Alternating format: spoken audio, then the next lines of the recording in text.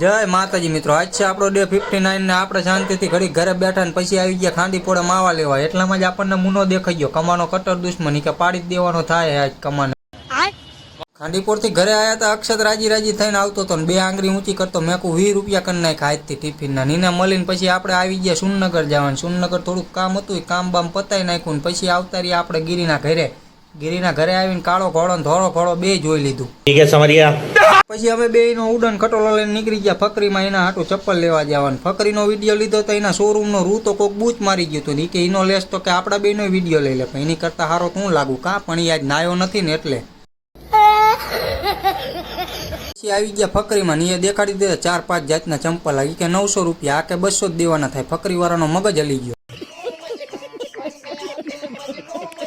પછી અમે બે નીકળી ગયા હળવદ જવા માટે, કેમ કે અહીંયા આપણા મિત્રને થોડુંક કામ હતું ને હળવદની બજારમાં પહોંચીને ત્યાંનો વિડીયો લઈને એની સામું કેમેરો કર્યો, નીચી મૂડી કરીને હાલો જતો। મેં કહું ચાક ભટકાય નહીં આ।